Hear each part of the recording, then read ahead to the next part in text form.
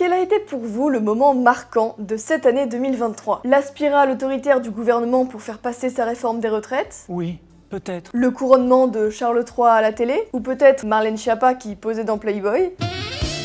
Tous ces éléments ont été décisifs pour l'avenir de notre civilisation, mais je choisirais un autre événement qui serait, au contraire, une bonne nouvelle. À première vue, on pourrait penser qu'il s'agit d'un épisode dérisoire, mais je pense au contraire que c'est un retournement qui va annoncer de grands changements dans les années, voire les décennies à venir. Ça s'est passé sur Twitter en avril dernier. C'était la naissance du power couple le plus puissant depuis Marc-Antoine et Cléopâtre. Je veux bien sûr parler du rapprochement entre Julien Rochdy et Marguerite Stern. Alors que l'on célébrait les 10 ans de la manif pour tous, Julien a posté une photo le montrant à l'une des manifs de l'époque. En réponse, Marguerite Stern, ex-Femen, a fait de même. Le plus surprenant vient juste après, quand Marguerite Stern complimente Julien Rochdy pour son livre L'amour et la guerre, et que celui-ci salue le courage de la militante féministe. Cet échange Twitter n'était pas aussi banal qu'on peut le croire. Il couronne l'évolution fulgurante de Marguerite Stern, qui, en l'espace de 3 ans seulement, passe d'ex-Femen et créatrice des collages féministes à invitée sur VA+,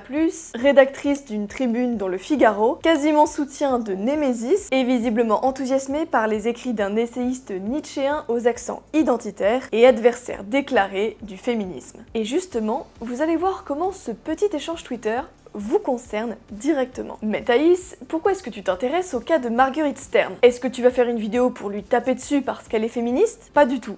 Ce que je veux, c'est comprendre comment une ex-fémène peut en venir soudainement à faire l'éloge d'un livre de Julien Rochdy sur Twitter après être passé sur VA+, pour critiquer l'idéologie transgenre. Et ne croyez pas que c'est un épisode sans importance, parce que Marguerite Stern, c'est le canari dans la mine de charbon. Elle nous permet de voir à quoi va ressembler l'avenir du féminisme dans notre pays. Et vous allez comprendre pourquoi. La nouvelle religion du trans est en train de complètement changer la donne pour les occidentaux, et notamment ceux qui refusent de voir des drag queens faire des ateliers de propagande à leurs enfants. Mais pas uniquement. L'idéologie trans pose également un problème capital aux féministes. Bah oui, comment peut-on prétendre défendre les femmes alors qu'on devient incapable de définir ce qu'est une femme?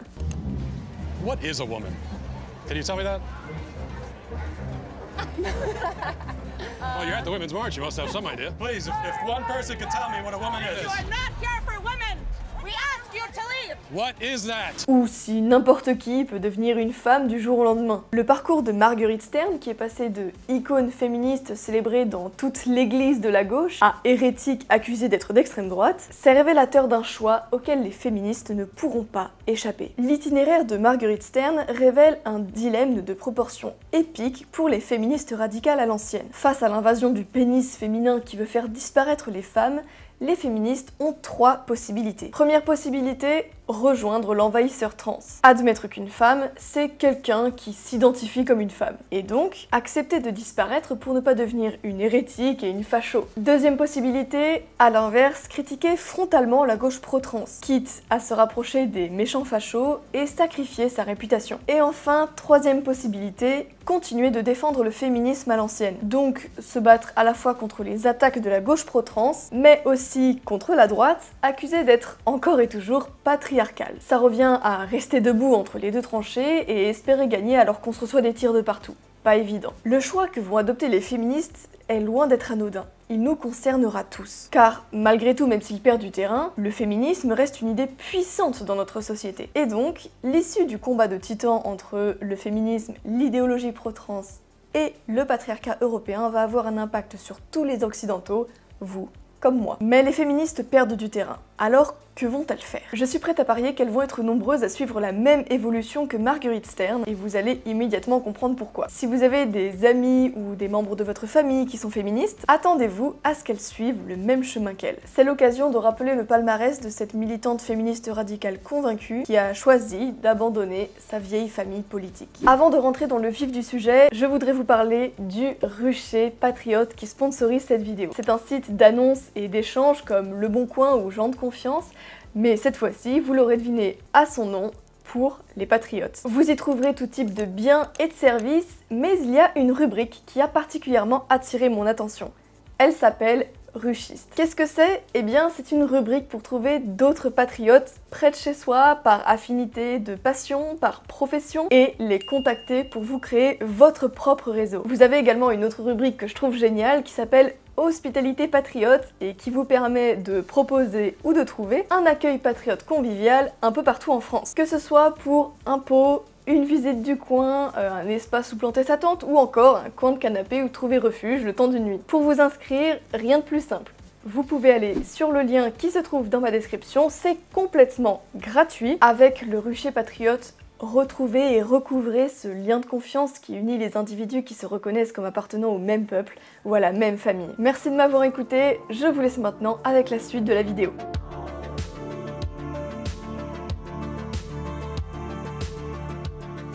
Elle commence à faire parler d'elle lorsqu'elle rejoint les Femen à 20 ans en 2010. On la voit notamment à la sortie du tribunal de Paris en 2014, quand une Femen avait été condamnée pour exhibition sexuelle après avoir simulé un avortement dans l'église de la Madeleine. Son deuxième coup d'éclat, c'est la création en 2019 des collages féministes ou collage contre les féminicides qu'on voit maintenant un peu partout en France. Cet épisode aura d'ailleurs de grandes conséquences sur la transformation politique de l'ex-Femen. Bref, Marguerite Stern est une militante dans l'âme. C'est une féministe radicale, assumée, qui n'a pas eu peur de prendre des risques pour défendre ses idées. Mes valeurs ont beau être radicalement opposées à celles qu'elle avait à l'époque, je ne peux pas m'empêcher de voir un parallèle entre son engagement militant et le mien. À une petite différence près, c'est que quand vous êtes féministe, la presse est beaucoup plus tendre avec vous que lorsque vous êtes identitaire. Enfin ça, c'était jusqu'en janvier 2020. À ce moment, le collectif Collage Féminicide de Montpellier décide de coller une affiche sur laquelle on peut lire « Des sisters,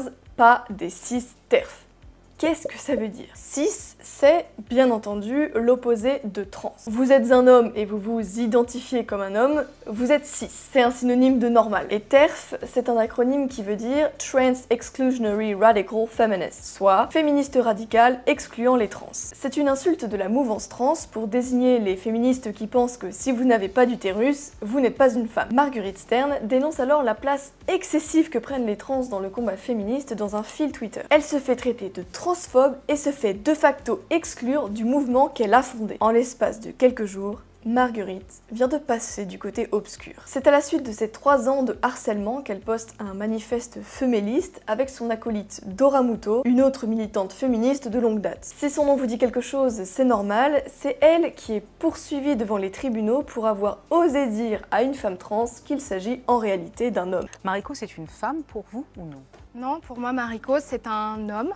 C'est un homme transféminin. Dora Muto a suivi un parcours similaire à celui de Marguerite Stern puisqu'elle est passée avec elle à VA+, et qu'elle a donné une interview en solo à Livre Noir. Et donc, le fémélisme, c'est quoi? En une phrase, c'est un féminisme qui considère qu'une femme est un être humain femelle et donc définie par sa biologie. Pour nous, l'idée qu'une femme est définie comme femme à cause de sa biologie, ça semble évident. Mais il faut bien comprendre ce que ça signifie pour les autrices du manifeste féministe. C'est une volonté de retourner à un féminisme radical, débarrassé des influences trans. Et c'est là tout le problème de la stratégie féministe. Ça consiste à se tenir en équilibre entre les trans d'un côté et les anti-féministes de l'autre, comme si on faisait un voyage dans le temps 60 ans en arrière et que l'idéologie trans n'existait pas. C'est une impasse.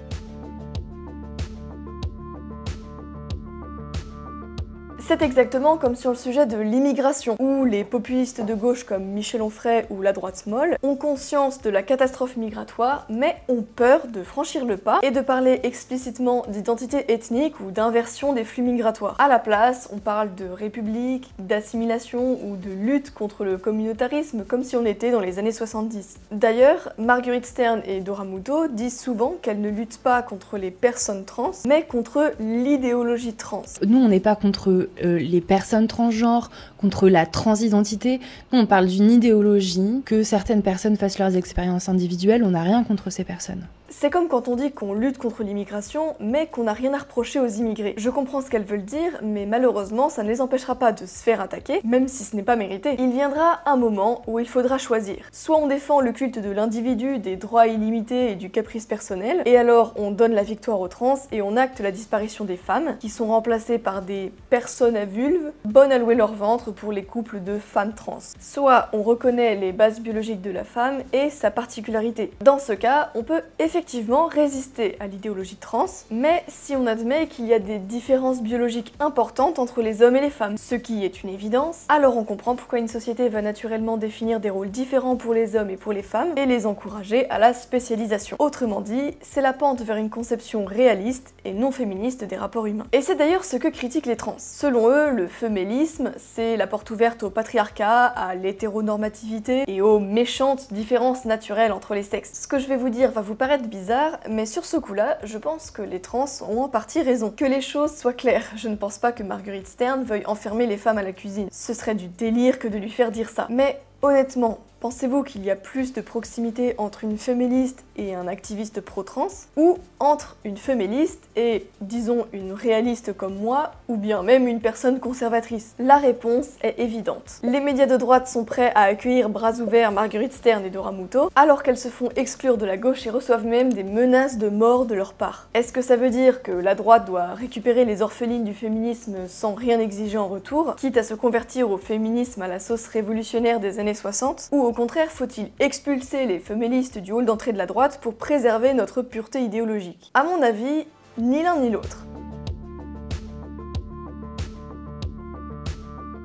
Si on se contente d'accueillir les réfugiés du féminisme qui ont été abandonnés par la révolution permanente du progressisme, ça revient à faire accepter à la droite les idées de l'extrême gauche d'il y a 60 ans. Si vous êtes un habitué de longue date de ma chaîne, vous savez que pour moi, c'est une idée gravissime. On se contenterait de faire les gardiens des idées qui nous ont menés là où nous sommes. Dans ce cas-là, autant se rallier directement à Sandrine Rousseau, ça irait plus vite. Alors, si on veut accueillir les féministes dans nos espaces de discussion, il faut le faire à deux conditions. Premièrement, ne pas renier nos idéaux. Nous sommes très contents de discuter avec les réfugiés de la gauche, à condition que cela nous permette d'apprendre de nouvelles choses et de faire monter le niveau. Deuxième condition, dire les termes. Oh mais dis les termes! Dis les termes! Pourquoi tu essaies tu enjolives les choses là! Comme je le disais avant, les féministes sont dans une position d'équilibriste. Elles se retrouvent proches de nous par la force des choses. Mais c'est l'occasion de tirer au clair leur vision de la femme. Vous croyez aux différences biologiques naturelles entre les hommes et les femmes ? Très bien, mais dans ce cas, allez au bout du raisonnement. Admettez que ce que vous appelez patriarcat n'est pas un système social de domination où les méchants hommes manipulent les pauvres femmes victimes, mais que c'est plutôt, au moins en partie, la conséquence des différences biologiques et donc psychologiques entre les hommes et les femmes. Et donc qu'il faut abandonner l'égalitarisme forcené des quotas sur la parité, des programmes d'intégration forcée des femmes dans des filières universitaires qui ne les intéressent même pas, ou encore la diabolisation systématique de la figure de la mère qui est vue comme une condition dégradante pour la femme d'aujourd'hui. Et donc, il faut accompagner les féministes, mais aussi les féministes anti-trans en général, dans leur combat contre le transactivisme tout en participant à clarifier leur situation.